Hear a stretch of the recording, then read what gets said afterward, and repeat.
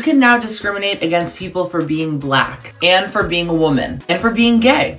And to just have a more white America. You can call me a crying liberal. I don't give a This country is disgusting. Trump just put a stop to woke DEI programs inside the federal government, and liberal influencers are spreading some pretty bizarre fake news in response.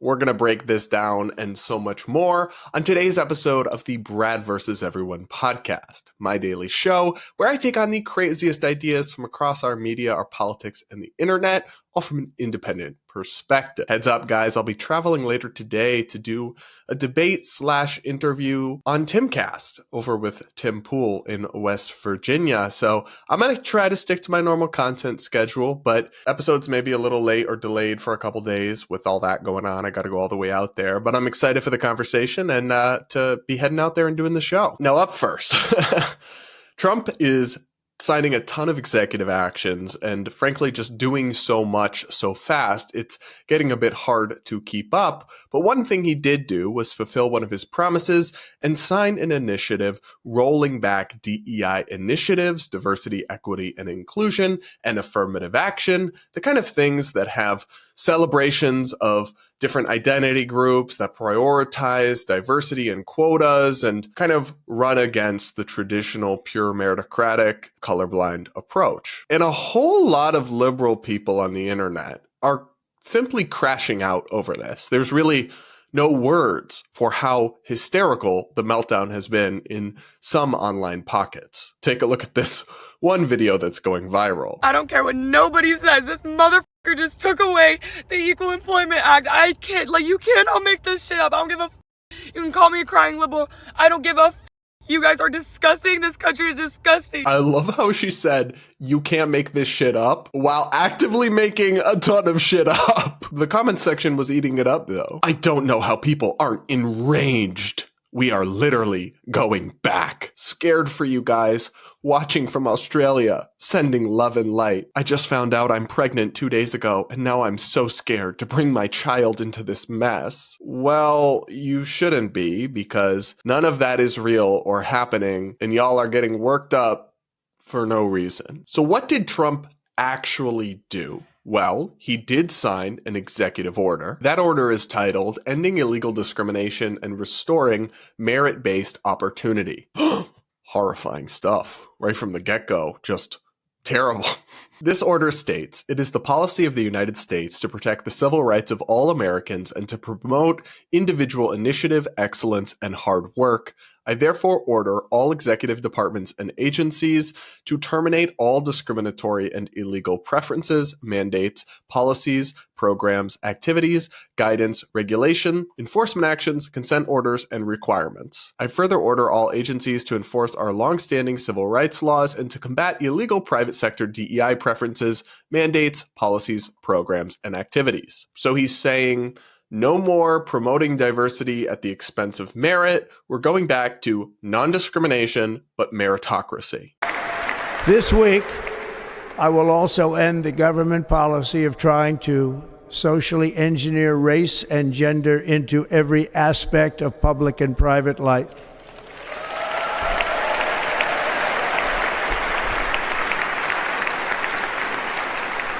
We will forge a society that is colorblind and merit-based. Sounds pretty good to me, and frankly, not all that controversial. That's something a lot of Americans, even many moderate Democrats or independents, would agree with. But here's the part of the order that people are freaking out about online. Trump's executive order revokes Executive Order 11246 from September 1965, which was signed by President Lyndon B. Johnson. This is the part that has woke TikTok people absolutely crashing out. Take a look at a couple examples. You can now discriminate against people for being black when hiring them, and for being a woman when hiring them, and for being gay when hiring them. And by revoking Order 11246, federal contractors can now discriminate against somebody for the basis of gender identity, sexual orientation, national origin, race, color, religion, and sex. You can now discriminate because the executive order that used to ban it has been revoked. Like, how are you going to spin this one? I hope this helps. Trump just signed an executive order to get rid of the Equal Employment Opportunity Act,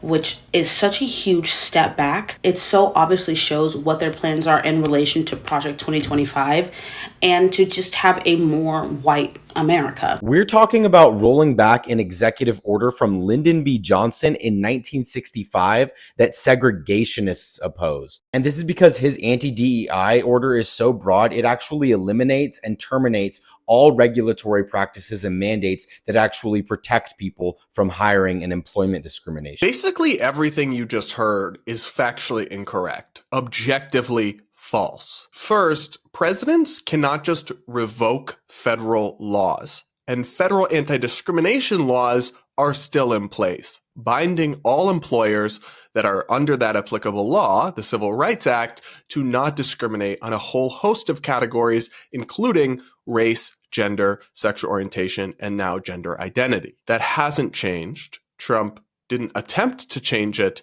and actually couldn't via executive order, even if he wanted to. He rescinded an old executive order as part of his move away from DEI and against affirmative action towards meritocracy because it included language instructing that federal contractors must engage in, quote, affirmative action, which Trump and Republicans, but also many Americans, including Black Americans, moderates, Democrats, independents, do not support. The practice of giving explicit racial preferences to some groups over others to try to right historic wrongs is a deeply controversial one. And this executive order specifically states federal contractors should engage in it. That's why Trump revoked it. But his executive order maintains explicit language saying federal contractors still cannot discriminate. It reads, in accordance with Executive Order 13279 of December 12, 2002, the employment, procurement, and contracting practices of federal contractors and subcontractors shall not consider race, color, sex, sexual preference, religion, or national origin in ways that violate the nation's civil rights laws. So everything they said about how employers can now discriminate is not true. The relevant portions only ever applied to federal contractors, by the way. So companies and businesses that have contracts with the federal government. So it was never even most employees or most employers, which they were extrapolating it out to be. But even that, he revoked an old order that did require non-discrimination, but also required affirmative action, which is inherently kind of contradictory because affirmative action is a form of discrimination, and reaffirmed other orders explicitly stated in his EO that say you cannot discriminate. And they're out here acting like he brought back segregation. This stuff is genuinely delusional. It's alarmist and hyperbolic beyond belief, and it has no basis in reality. But this is spreading all across the internet like wildfire. So many people have DM'd me and said, did Trump really repeal the Civil Rights Act? Did Trump really make discrimination legal again? I keep seeing this. All my liberal friends are messaging me this and sending me this and saying I'm horrible for supporting him. Is this true? And I was like, whoa, is it true? Because you guys know me. I'm not a diehard Trump stan. I'll criticize stuff he does. I already have just since he became president. And so I wanted to know, is it true? Is it not? And immediately upon looking at it, I knew these people spreading this narrative have no idea how government or civics works. Presidents can't just revoke federal laws with executive order. That's not how that works. And two, I read the executive order. It's like 2 pages. I just pulled it up and actually read it, and I clearly noticed that it has language saying federal contractors still can't discriminate. So the whole narrative is literally not true, to the point that if you just read the 2-page document, you will immediately see that. They are not coping well. Trump derangement syndrome is back, and it is already becoming a freaking epidemic. This is a real problem because we need to have a debate and a conversation about the things the president is doing. Maybe you don't agree with getting rid of all DEI initiatives and programs and officers in the federal government. I do. I think it's pretty based and will save a lot of taxpayer money that's going to fund divisive and toxic stuff. I think what we need is non-discrimination, and to make sure there's no discrimination in federal agencies, they're open to all, but we don't need this identity-obsessed woke nonsense at taxpayer expense. But maybe you disagree. Maybe we need to have a conversation about that, right? I'm open-minded. I think people can have different views about these things. They are complicated, but we can't have a conversation if you're just spreading insane, rampant fake news and hysteria about Trump 24/7. And that's what a lot of these people are already doing. And we're like a couple of days in. This is bleak. This is not a good sign. And they're scaring millions of impressionable young people and their other liberal viewers into this state of alarmism that is not justified based on the facts. That's really harmful, both to the psyche and well-being of the people they're influencing and to the state of our politics and our discourse. I did stumble upon one TikTok video of a woman actually making a lot of sense in her analysis about this development of Trump rolling back DEI that I did want to share with you because I do love TikTok, and I worry that because I just show you guys the Delulu, you think that's all there is on there. It is a lot of Delulu, to be fair, but there's also still some common sense on that app sometimes. Take a listen to this video. Guys, Trump is ending all federal DEI programs, and I could not be happier.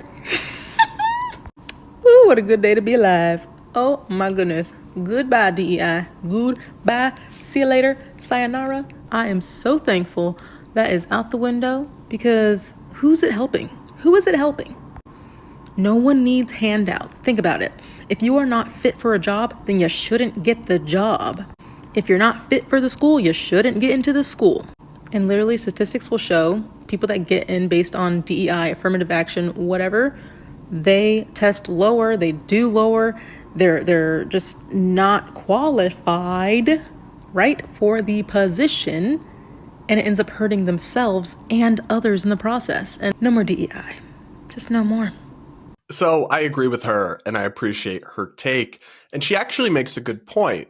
I've been convinced for a long time that these programs do more harm than good, in part because they're really condescending to the minorities they're supposed to help. People from different backgrounds or different identity groups or demographic groups are, in fact, still people capable of succeeding on their own merits. They don't need handouts or special treatment. Many of them are still incredibly competent and successful and will get the job under a merit-based system. And it's actually kind of unfair to them when those truly qualified people who happen to belong to these groups, when you have these systems of identity preferences in place, because then even if they are good enough to be there on their merits, they still get viewed as a diversity hire or a DEI hire. And that's actually unfair and stigmatizing to them in a way they don't deserve. I think these programs, and there's research to this effect, have the perverse and perhaps unintended consequence of reinforcing the divides between groups and making tensions worse, not better. That's why, while I think, of course, we need to preserve anti-discrimination law, the rollback of excess DEI politics and initiatives in our government and in society more broadly is a positive development for this country, not cause for a complete unhinged meltdown. But that's what TikTok decided to do in response to this news. What do you guys think, though? Let me know in the comments. I love hearing what you guys have to say, and I do take the time to read the comments. Did any of you guys see this and kind of just believe the propaganda that's spreading so wildly on the internet? Or did you know there had to be more to the story? Let me know in the comments. Do hit that like button and do subscribe if you haven't yet. And now we got to talk about a really disturbing news story because blue states, at least some of them, just got exposed for having an honestly kind of dystopian system in place of snitch lines where people can report their problematic neighbors to the government. No, I am not making this up. New reporting from the Washington Free Beacon takes us inside state-run bias response hotlines where fellow citizens can now report your offensive jokes. The Free Beacon's Aaron Sibarium reports that in January of 2020, the top law enforcement agency in the state of Oregon launched a bias response hotline for residents to report offensive jokes. Yeah, because that's totally sane and not at all Orwellian or creepy. Staffed by trauma-informed operators and overseen by the Oregon Department of Justice, the hotline, which receives thousands of calls a year, doesn't just solicit reports of hate crimes and hiring discrimination. It also asks reports for bias incidents, cases of non-criminal expression that are motivated in part by prejudice or hate. So this is not just a hotline to report crimes, like a hate crime, like vandalism, like, or even discrimination in the workplace. No, they're actually asking you to snitch on your neighbors if they say something that hurts your fifis. Give me a break. Oregonians are encouraged to report their fellow citizens for things like creating racist images, mocking someone with a disability, and sharing offensive jokes about someone's identity. The horror. God forbid you joke about shit. It is not entirely clear what the state does with these reports, Siberium reports. While the hotline cannot sanction a bias perpetrator, according to its website, it does share de-identified data with the Oregon Criminal Justice Commission, a body that develops public safety plans for the state and connects, quote, survivors with resources like counseling and rent relief. Oh, so as you can see from this reporting, if you survive a bias incident, you can now get taxpayer-funded rent relief. Bruh, our society is so cooked. To find out more about this, the Washington Free Beacon actually called the hotline in Oregon and filed a report suggesting a bias incident had occurred because their neighbor had put up an Israeli flag. Set aside your views about Israel-Palestine. That's not what this is about. And just listen to this clip. I was talking to my neighbor. And I said I was Muslim. I said I thought that what was going on in Gaza was a genocide. And then the next day, my neighbor puts up a huge Israeli flag, on his front door. And it felt very targeted. If you feel like there is an expression of animus against your religious beliefs, then that's a bias incident. And I want to center your perspective. And if you feel like this was a bias incident, that the flag is an expression of animosity against your faith or your country of origin, then we honor that, and I want to acknowledge that. So that would be a bias incident. Even if it is not very explicit, we go with whatever the victim is experiencing. So this right here was enough for me to already see what a joke this system is. They're basically like, well, whatever you say is offensive, we'll record as a bias incident. It's your truth. It's your fifis. So somebody doing something completely legal, putting up a flag of a country on their own property, yeah, we'll record that and we'll connect you with resources. What? And it's your truth. Anything you say is offensive. We'll just take your word for it. So it's a joke. So I could call and report that my neighbor looked at me funny and he'll be added to a government database and I'll get free shit from the government. This is fine.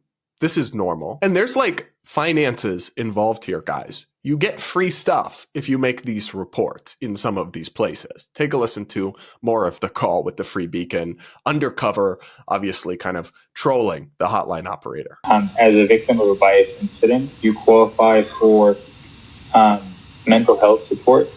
So if your insurance does not cover the mental health support, you'd be able to get coverage and funding through the Department of Justice. How would I go about that? You just got to click on applying for crime victims compensation, CVC.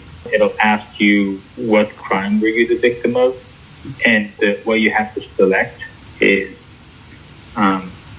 hate/bias incident. It's a drop-down menu under type of crime. Okay. Like hate bias incident. And so even though it's not technically a crime, that's okay? That's one of the laws that changed recently. If you are the victim of a bias incident, even if it's not a crime, you qualify for mental health services. Bro, they literally make taxpayers pay for you to get free therapy if you report a non-crime, just something that happened that hurt your fifis. You can't make this shit up. If you told me this is like the right-wing parody people, like Babylon Bee making fun of what blue states are like, I'd be like, come on, that's a little on the nose. Don't you think? They're not that bad. Yes, they're literally that bad. Welcome to 2025, I guess. And the therapy is bad enough, but I'm still not over the rent relief part of this reporting. Some of these places give you rent relief if you report this. And they're doing this all through the Crime Victims Compensation Fund in Oregon. That's such a slap in the face to actual crime victims who that money is supposed to help. And that's such a perversion of what that program was presumably created to do. Like, this is insane. Am I the crazy one for like thinking this is wild? Or are they what? But at least it's just one blue state doing this, right? Just like one place. No. As the Free Beacon reports, Oregon isn't an outlier. It is one of a dozen Democratic jurisdictions, including 8 states, that have created bias reporting systems for residents to report protected speech. By the end of 2025, nearly 100 million Americans will live in a state where they can be reported for protected speech. Bruh. That's dystopian. This isn't just one crazy place.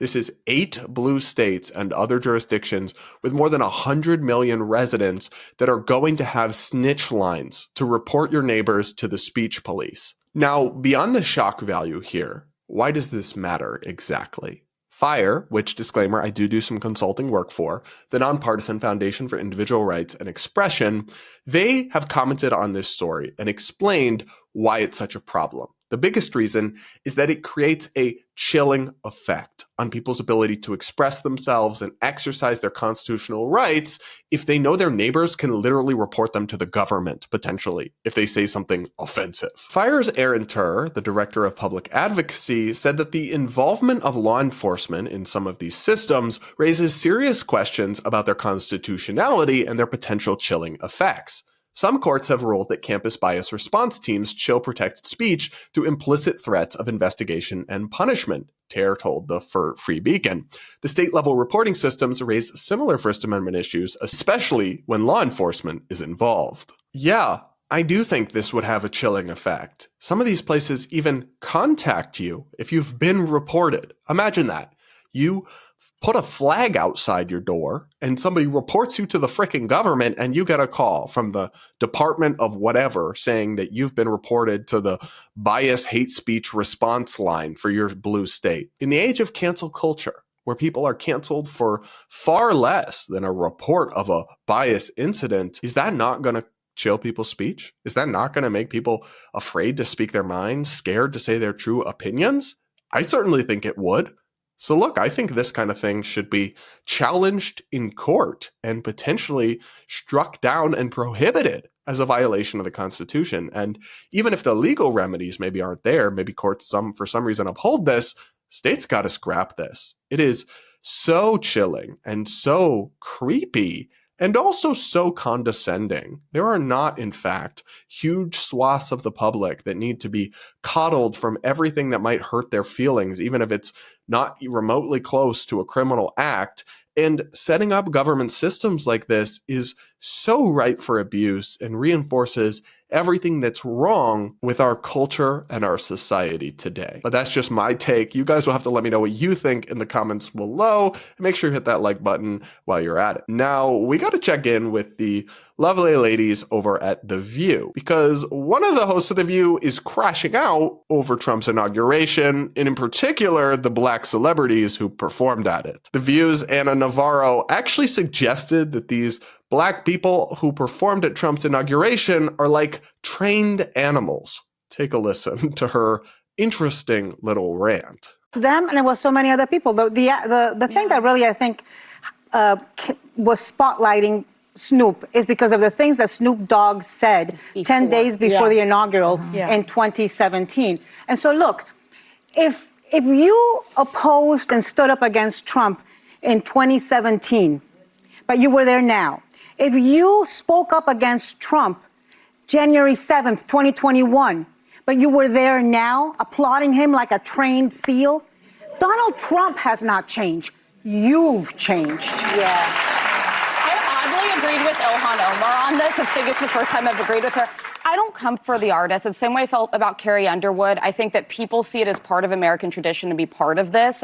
They can issue statements if they want to clarify what their views are on Trump. I don't like coming for the artist. I think if you feel like people need to be boycotting Donald Trump, which I disagree with, I'd go to the politicians. I mean, if Barack Obama can show up for him, why shouldn't Snoop Dogg? So I don't know about you guys, but I'm getting sick of the double standards. Because just imagine for yourself for a moment that at Obama's inauguration, black performers had performed and a Fox News host said they were clapping like trained seals. I think that person would have been accused of racism. That person would have been accused of a microaggression. That person would have been accused of dehumanizing Black voices and Black artists. And frankly, that criticism would have been a little bit over the top and probably taking things too far. And I don't necessarily think Ana Navarro was purposefully being racist or anything like that, but I'm sick of the double standards. They shouldn't get to say these kinds of things that would get twisted against anybody on the right who said them and just get away with it. No backlash whatsoever. It may actually be that these performers just wanted to set partisanship aside and perform and celebrate America and be there for the audience and not let politics override their job, which is just to entertain people. Now, Ana has a point that Snoop Dogg in particular made some pretty stark comments back in 2017 about how people who perform at Trump's inauguration are traitors and other things like that. And it is clearly a flip-flop that he's made, but I'd like to think maybe he just realized how wrong he was, how stupid that was, and how entertainers should just stick to entertaining and stop trying to be the supreme judge of all of our politics. I don't think it makes him a trained SEAL clapping for Trump. I don't think he even necessarily supports Trump, and I don't think we should be in the business of attacking and shaming performers for daring to perform at the biggest events in our nation. Like, we got to give this a rest at some point. And personally, I'm just getting very sick of these liberal media personalities and their double standards, because frankly, if they didn't have double standards, at this point, they wouldn't have any standards at all. But what do you guys think? Do you agree with Ana Navarro here? Let me know in the comments, and do hit that like button if you haven't yet. All right, guys, I gotta head to the airport in a couple hours to go do Tim Pool's show. So we'll leave it there for today. Do make sure you're subscribed if you haven't yet, and we'll talk again tomorrow.